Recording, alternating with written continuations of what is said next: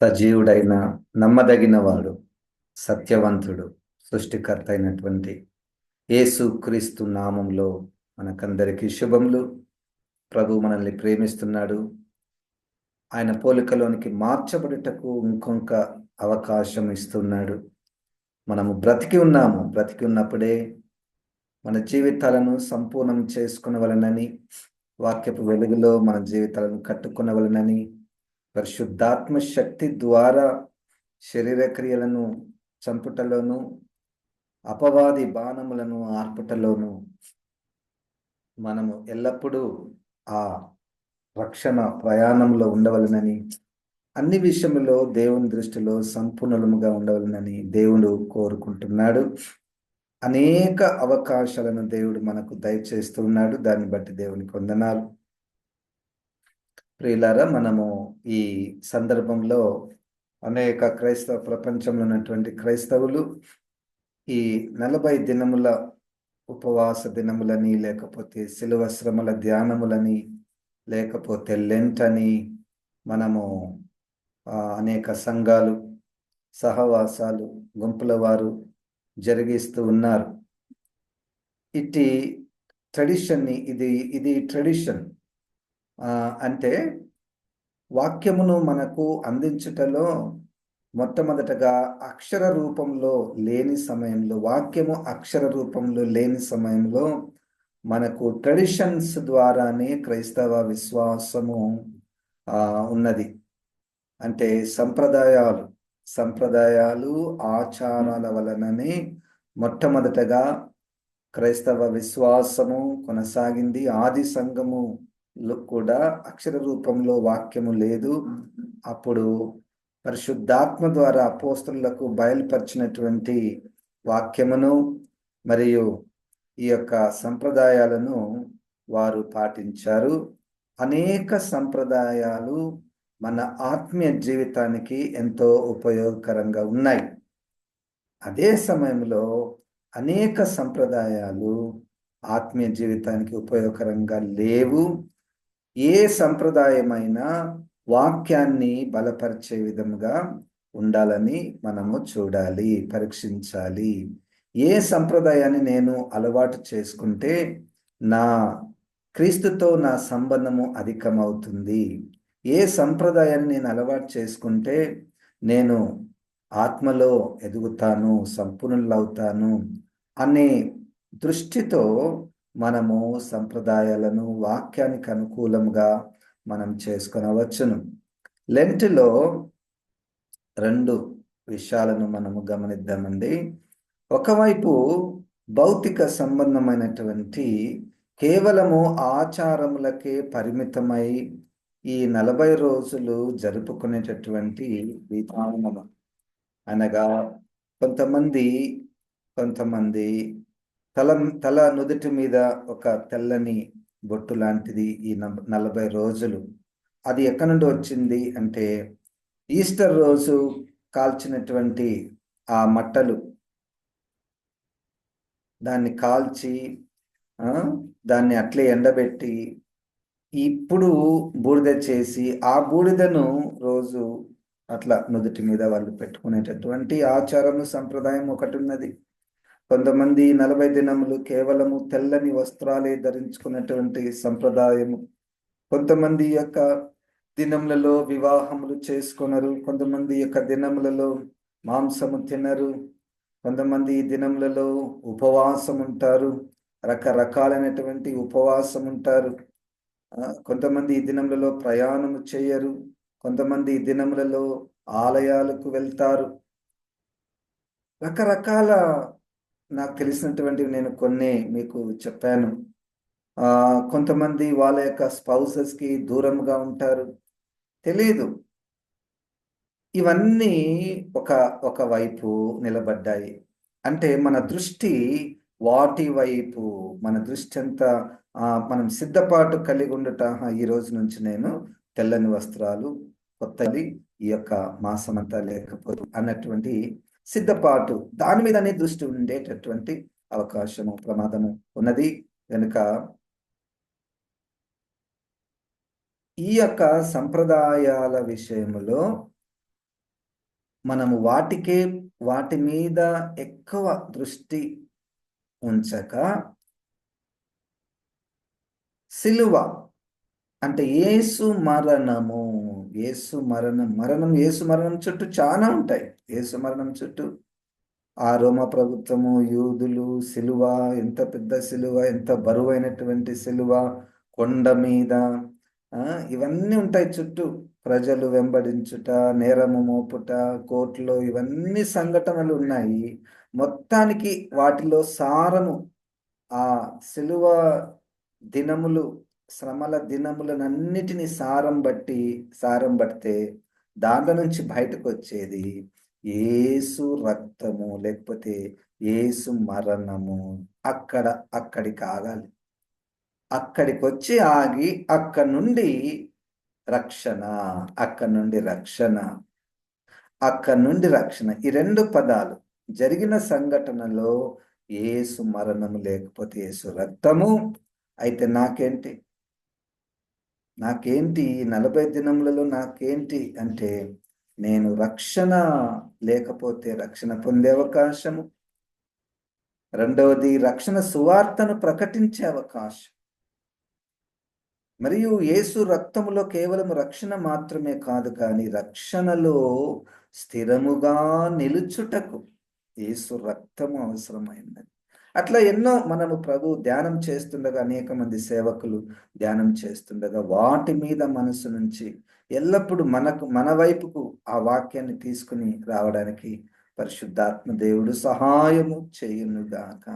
కేవలము మనకు బైబిల్లో లెంట్ పాటించాలని, చేయాలి అన్నటువంటిది ఏమీ కూడా లేదండి.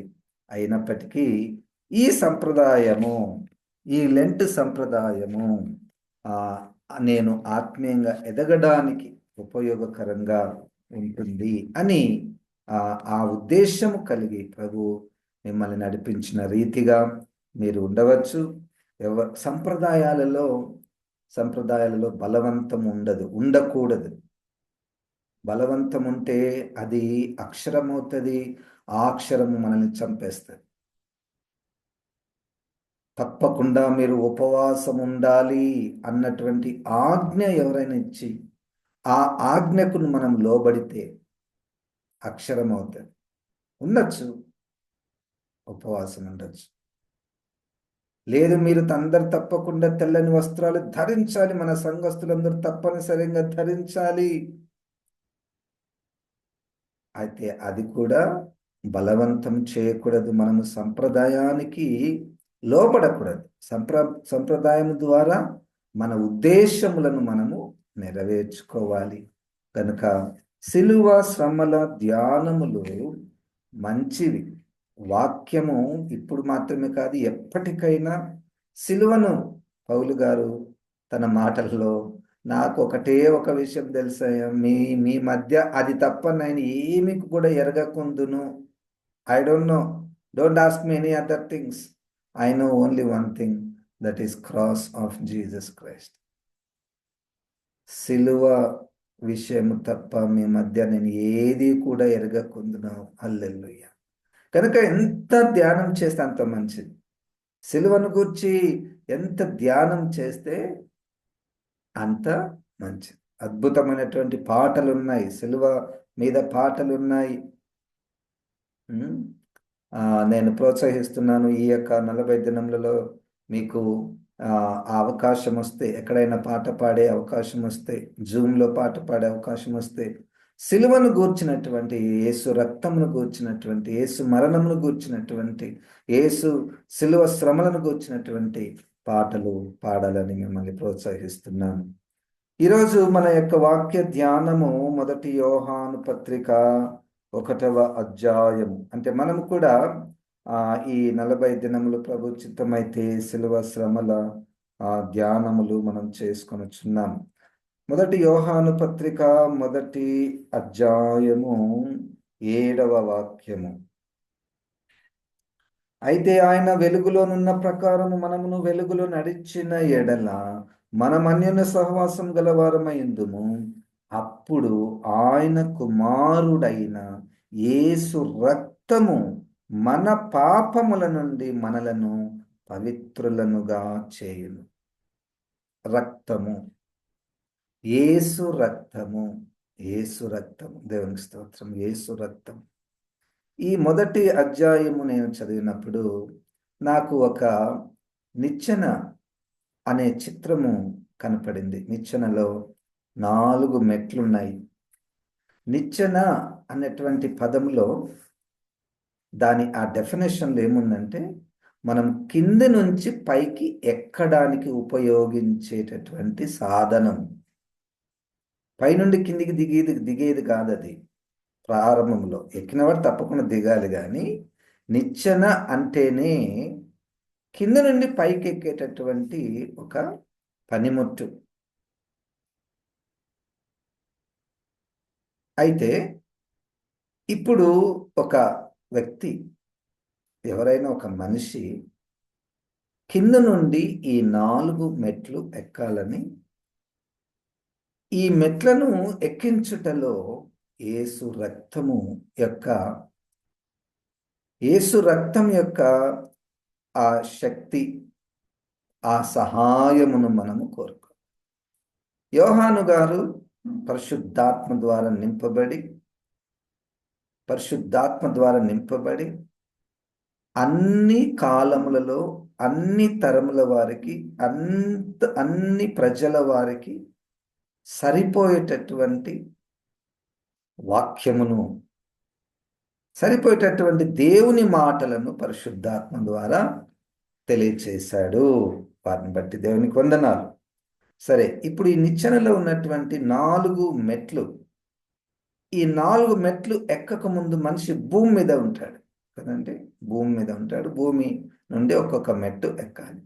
అయితే భూమి మీద ఉన్నటువంటి అనుభవము, మొదటి మెట్టు అనుభవము, రెండవ మెట్టు అనుభవము, మూడవ మెట్టు అనుభవము, 4వ మెట్టు అనుభవాలు మనము ఒక్కసారి ఈ వాక్యముల ద్వారా మనము పరీక్ష చేసుకుంటూ వీటిని మనము ధ్యానంలోనికి తీసుకొనగలం. భూమి మీద ఉన్నటువంటి స్థితి ఎవరిది? చూడండి, ఇక్కడ ఒక 4 మాటలు. భూమి మీద ఉన్నటువంటి స్థితి ఏ విధంగా ఉంటుందంటే, ఆ మొదటి అధ్యాయంలో కూడా కింద నుండి పైకి వెళ్దాం. మనం కింద నుండి పైకి వెళ్ళేటటువంటి ఆ పద్ధతిలో మనము చూసుకుందాం. 10వ వచనంలో, మనము పాపము చేయలేదని చెప్పుకొనిన ఎడల ఆయనను అబద్ధికునిగా చేయువారమగుదుము, మరియు ఆయన వాక్యము మనలో ఉండదు. ఇక్కడ మొత్తానికి భూమి మీద ఉన్నటువంటి స్థితి ఏంటంటే పాపము చేయలేదని చెప్పుకొనిన ఎడల, నేనే పాపము చేయలేదు అన్నటువంటి మనస్తత్వము ఎవరికైనా ఉందా? ఉంటే మనం భూమి మీద ఉన్నటువంటి స్థితి అది. భూమి మీద ఉన్నటువంటి స్థితి, అసలు నేను ఆ పాపం అంటే ఏంటి, అసలు పాపం అంటే నాకు తెలియదు అన్న స్థితి కూడా. నేనే పాపం చేశాను, నేనెప్పుడు పాపం చేయలేదే. అసలు పాపము అన్నటువంటి మాట 90% లోక ప్రజలకు దాని విషయము పట్టింపు లేదు, దాన్ని ఏమో తెలియదు అసలు. అది భూమి మీద ఉన్నటువంటి స్థితి. దానిపైన ఇంకొక పైన 8వ వచనంలోకి వెళ్తే, మనము పాపము లేని వారమని చెప్పుకొనిన ఎడల, లాస్ట్ వచనంలో పాపం చేయలేదు, నేను ఎప్పుడు పాపం చేయలేదు అని చెప్పుకుంటారు. రెండోది ఏంటంటే, అసలు నాలో పాపమే లేదు, పాపము లేని వారం మేము. పాపము లేని వారము అన్నటువంటి స్థితి భూమి మీద ఉన్నటువంటి స్థితి. అట్లే పైన వచనాల్లో మనం చూస్తే 6వ వచనంలో, ఆయనతో కూడా సహవాసము గలవారమని చెప్పుకొని చీకటిలో నడిచిన ఎడల మనం అబద్ధమాడుచు సత్యమును జరిగింపకుందుము. ఇక్కడ ఇంతవరకు జనరల్ పబ్లిక్ని మనం అనుకోవచ్చు, మేము పాపం ఇంతవరకు ఏం చేయలేదు అనేట వాళ్ళు. పాపం అసలు మాలో లేనే లేదన్నటువంటి వారు ఇప్పుడు ఒక గుంపు వచ్చారు. మేము క్రైస్తవులం అని చెప్పుకుంటున్నారు. మేము క్రీస్తు సహవాసంలో ఉన్నాము అని చెప్పుకొని చీకటిలో నడిచిన ఎడల అవకాశం కూడా ఉంది. అవకాశం కూడా ఉంది. సో ఈ స్థితిని ఏమంటున్నామంటే భూమి మీద ఉన్నటువంటి స్థితి. దేవునికి స్తోత్రం, హల్లెలూయా. భూమి మీద ఉన్నటువంటి స్థితి పాపము చేయలేదని, పాపము లేదని, మేము మొత్తం ఇప్పుడు సహవాసంలో సంఘంలో చేర్చబడ్డాము అని చెప్పుకుంటూ చీకటిలో నడుస్తున్నటువంటి వారు, ఇక దాని ఫలితం గురించి నేను చెప్పడం లేదు. అట్లా చెప్పుకుంటే, అట్లా చీకట్లు నడిస్తే అక్కడ అన్ని కూడా రాయబడ్డాయి. మనం దేవుణ్ణి అబద్ధికునిగా చేస్తున్నామని ఒక ఫలితం. అట్లా ఉన్నటువంటి వారు. రెండోది, వారిలో వాక్యము ఉండదు. మూడోది, మనము అబద్ధమాడుచు సత్యము జరిగించకుండా ఉన్నాం. ఇది భూమి మీద ఉన్నటువంటి స్థితి. ఇప్పుడు ఇటువంటి స్థితిలో ఎవరైనా ఉంటే,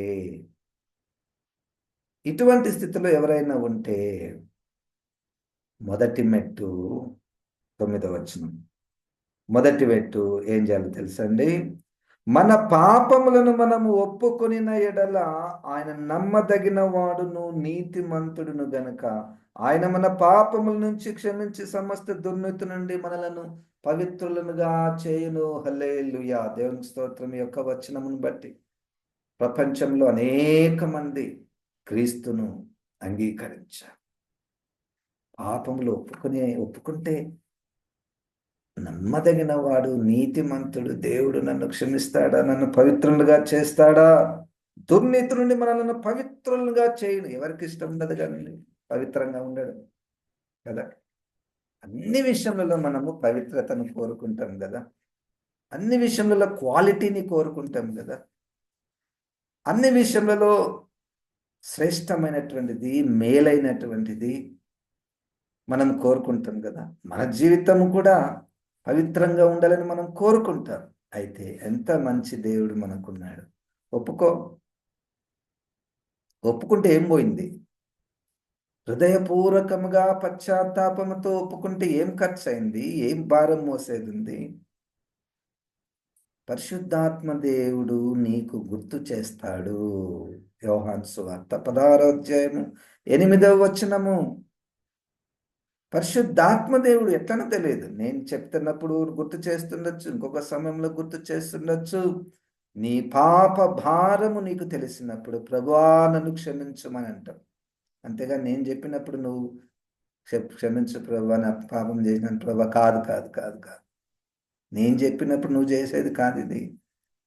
అది పరిశుద్ధాత్మ దేవుని శక్తి మన మీదికి వచ్చినప్పుడు మనలో ఉన్నటువంటి పాప భారాన్ని మనకు చూపించి భయము పుట్టించినట్లు చేసి, అమ్మా ఈ చీకటి వద్దు ప్రభువా, ఈ పాప భారాన్ని నేను మోయలేనటువంటి స్థితిలో ఉన్నాను, నన్ను క్షమించుము ప్రభువా, నేనే పాపం చేశాను ఒప్పుకొనిన ఎడల. 51వ కీర్తన. ఒప్పుకుంటున్నాను ప్రభువా, నేనే చేశాను.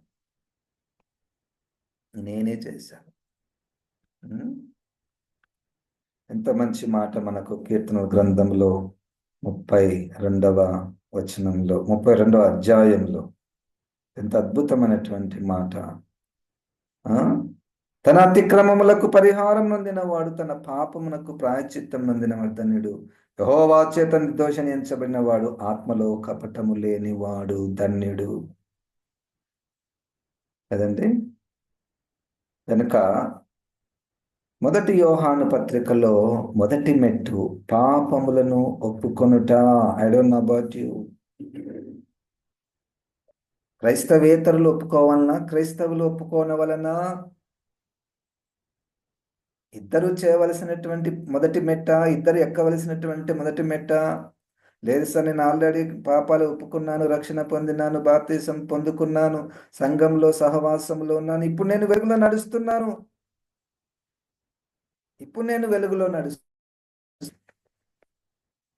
అయితే దేవునికి స్తోత్రం. వెలుగులో నడుస్తుంటే దేవునికి స్తోత్రం. ఆ వెలుగులో నడుస్తూ ఇంకొక వైపు చీకటిలో ఏదైనా ఉన్నాయా? చీకటిలో అంటే రహస్యముగా. రహస్య పాపములు ఏవైనా ఉన్నాయా?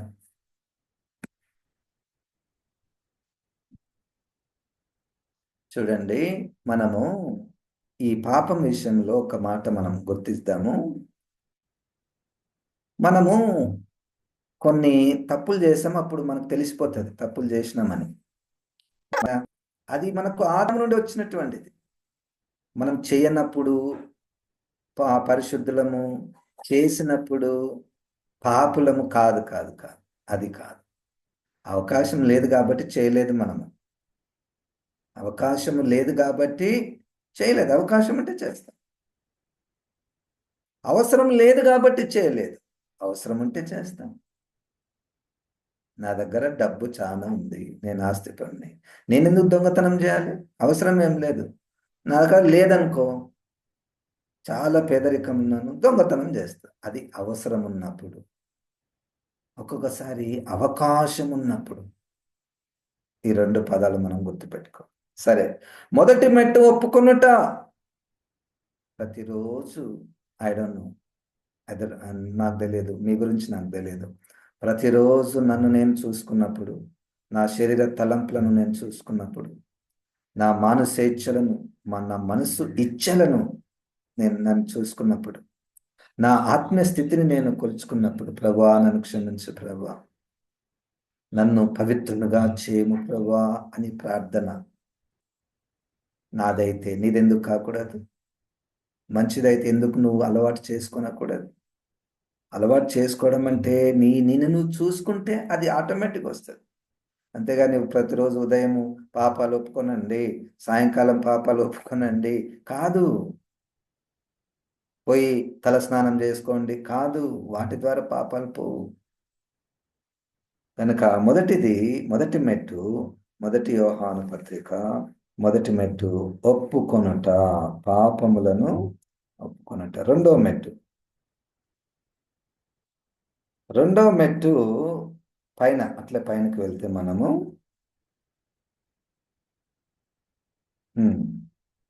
7వ వచనంలో, అయితే ఆయన వెలుగులున్న ప్రకారం మనము వెలుగులు నడిచిన మనం అన్యున సహవాసం గలవారం అయిందుము. అప్పుడు ఆయన కుమారుడైన యేసు రక్తము ప్రతి పాపము నుండి మనలను పవిత్రులుగా చేయు. 9వ వచనంలో పవిత్రులుగా చేయను. 7వ వచనంలో పవిత్రులుగా చేయను. ఇది రెండవ మెట్టు. రెండవ మెట్టులో యేసు రక్తము మనంతకు మనం పవిత్రులుగా చేసుకొనలేము. మనంతకు మనము దేవుని యొక్క వెలుగులో నడవలేము. మనము యేసు రక్తం ఎంత ఆవశ్యకత ఉందో చూడండి. ఎంత అవసరత ఉందో.